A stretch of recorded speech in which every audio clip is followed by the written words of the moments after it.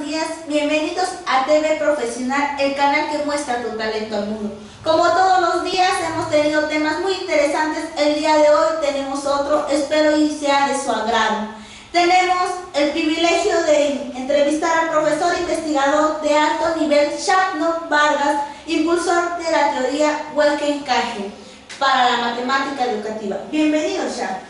Hola Ana, muy buenos días, un saludo a tus seguidores y a todas las personas que nos están viendo en este momento. Es un gusto estar aquí en este espacio y bueno, vamos a platicar acerca de lo que hago y de lo que tenemos para nuestros televidentes. Welken-Kagel, ¿cuál es su impulsor?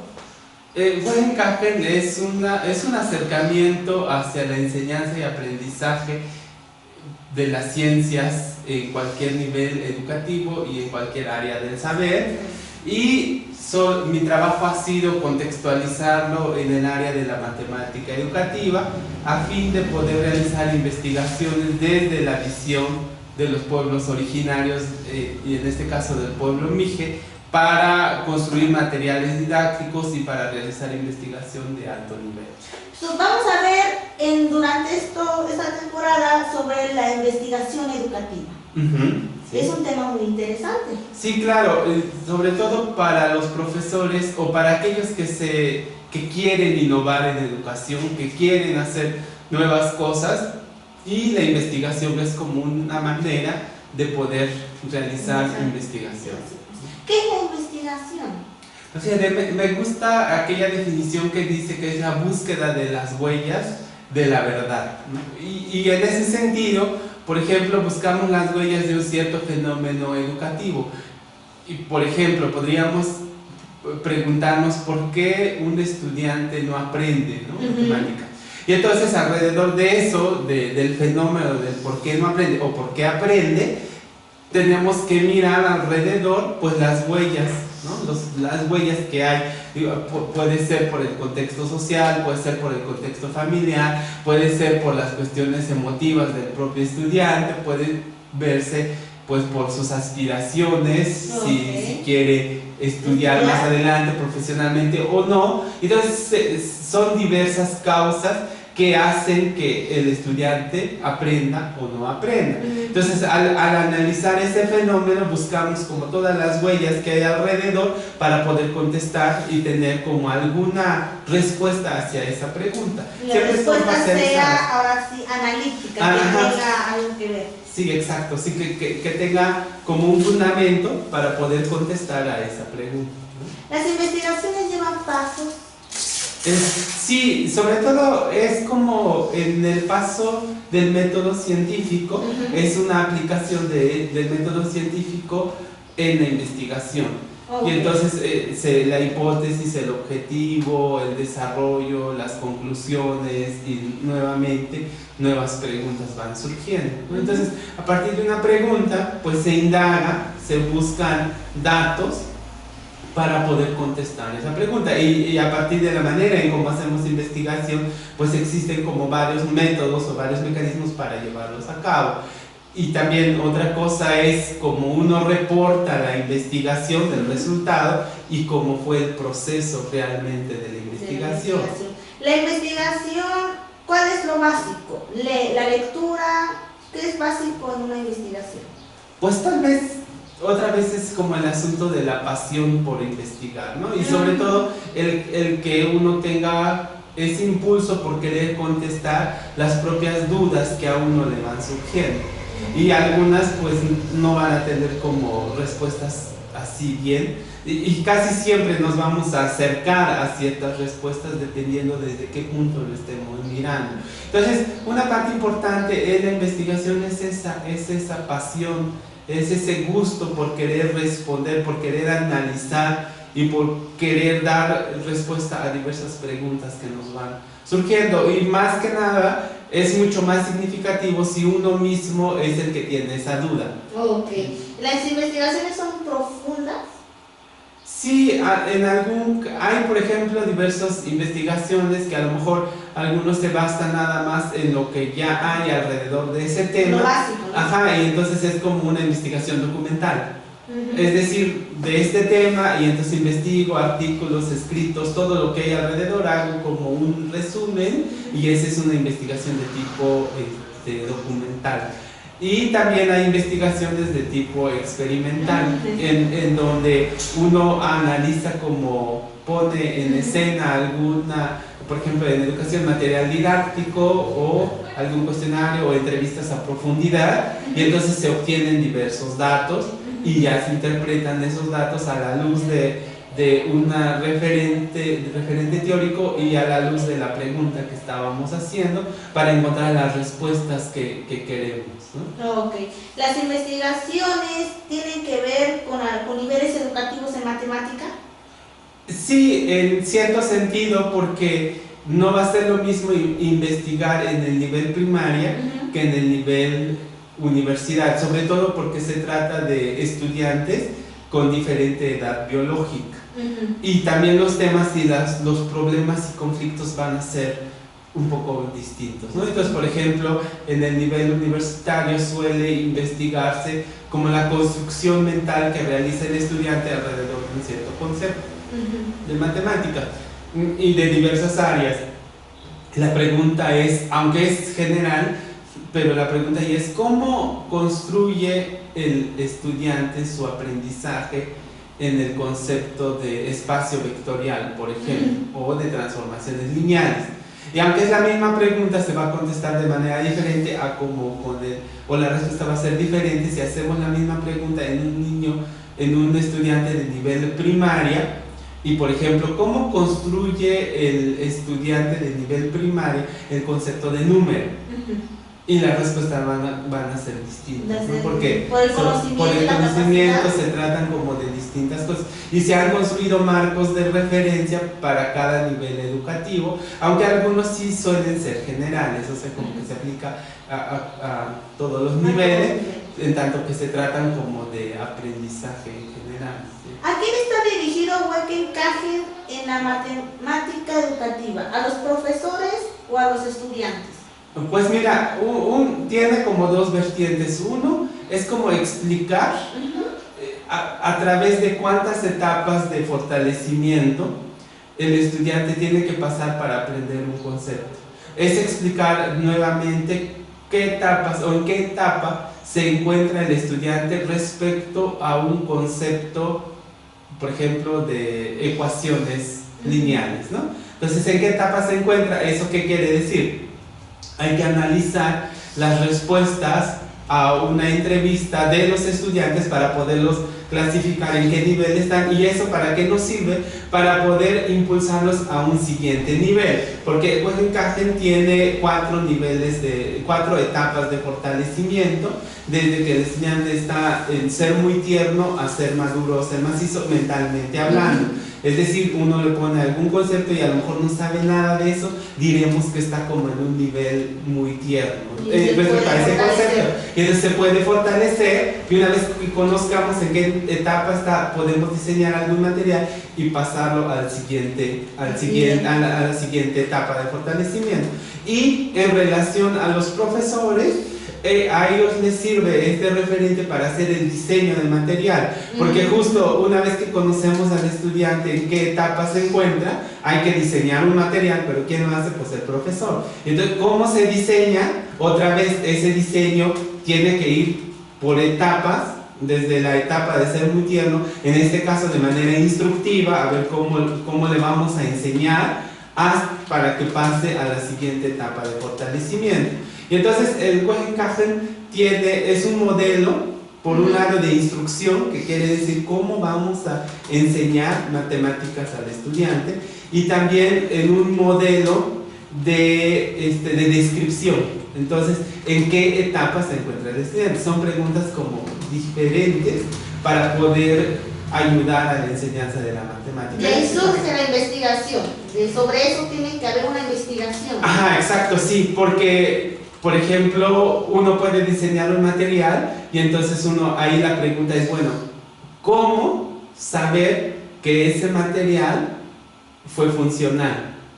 Y entonces, para responder a esta pregunta, pues se tienen que hacer instrumentos de evaluación, se tiene que ver si entrevistas a los estudiantes para poder decir, este material diseñado con base en el Wöchenkachen, sus resultados fueron estos, y poderlo validar.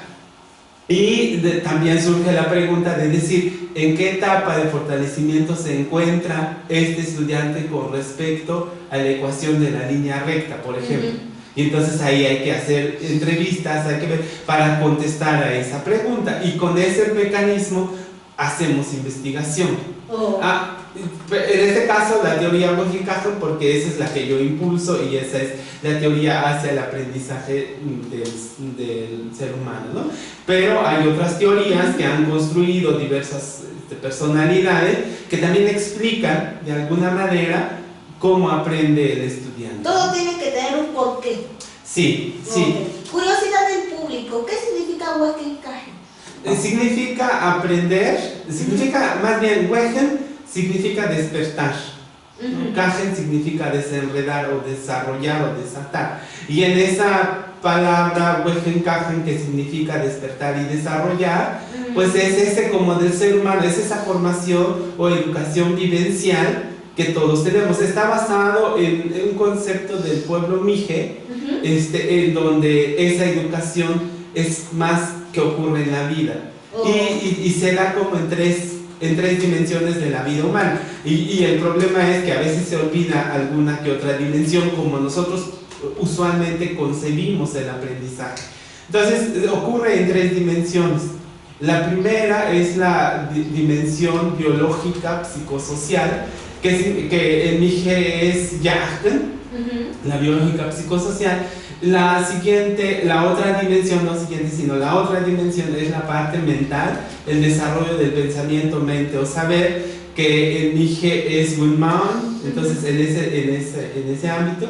Y luego la otra dimensión es en el Haun, que es la parte emocional, espiritual. Es decir, el ser humano en la cultura Mije se concibe ya formado en esas tres dimensiones. Pero ¿qué pasa en la situación educativa? Que se olvida la formación emocional espiritual del estudiante o del ser humano, y también se olvida la parte biológica y psicosocial, y entonces solamente se centra en la parte mental.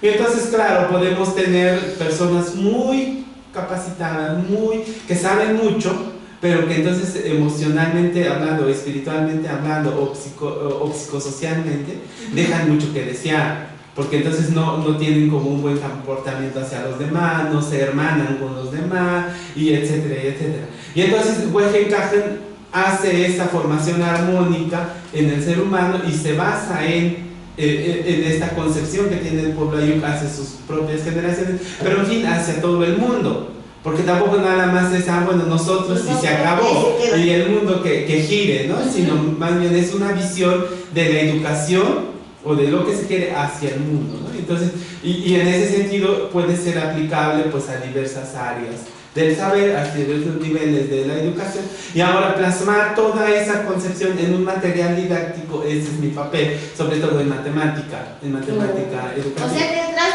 del Wöchenkachen hay una gran investigación. Sí, hay detrás hay toda más bien esa concepción del pueblo Mije hacia la formación humana, ¿no? Y después de lo que se trató fue ir haciendo, o se sigue haciendo investigación y una aplicación de esa concepción, ahora sí ya hacia la educación, pero en matemática educativa, ¿no? La investigación en matemática educativa, ¿qué base tiene? Pues mira, ahí más bien es como preguntarse en relación a tres factores. El primero, la situación del profesor, la situación del estudiante y la situación del saber, en este caso del saber matemático. Y entonces, y esas son como sus bases, o en donde giran siempre sus preguntas. Entonces, por ejemplo, puedes ver la relación que se establece entre el profesor y estudiante. Puede ser una línea de trabajo. Y luego puede ser la situación entre el estudiante y el saber, que era lo que yo decía, cómo aprende el estudiante un cierto concepto de matemáticas, o la relación del profesor y el saber. Entonces ahí una pregunta sería, ¿cómo considera el estudiante no, el profesor, perdón, no sé, la materia de álgebra. ¿No? Y entonces, o luego del profesor al estudiante, que podría decirse, ¿qué cree el profesor que es un buen estudiante? Entonces hay como varios, y hay que hacer investigación, y ahí giran las investigaciones.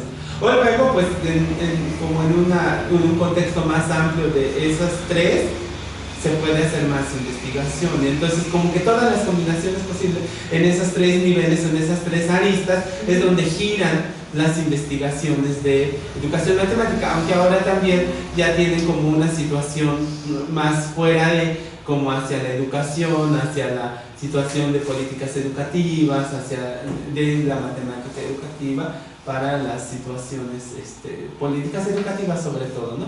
Pero en principio casi siempre se pueden armar o decir de las investigaciones en esos tres niveles, ¿no? Profesor, estudiante y el saber, en este caso de matemáticas. Bueno, tú vienes hoy a darnos consejos sobre la investigación. Sobre todo, bueno, nuestro tema ahora es platicar qué es investigar, ¿no? ¿Qué es la investigación? Y centrada en matemática educativa, que eso es lo que yo hago con una perspectiva teórica particular, que es la que yo impulso y que con ello hemos hecho bastante, pues, cosas de investigación. ¿Qué nos traes el día de hoy ya? Pues mira, Ana, estamos impulsando, o más bien yo estoy impulsando un programa de estancias de investigación para los que se quieran formar bajo esta perspectiva que yo impulso y que quieran hacer investigación con mi acompañamiento. Y de esa manera tiene una duración de 3 meses y es totalmente virtual, y en donde vamos generando estas preguntas y haciendo investigación, haciendo los reportes para unos artículos especializados, en revistas especializadas, y digamos es ese acompañamiento que se les da.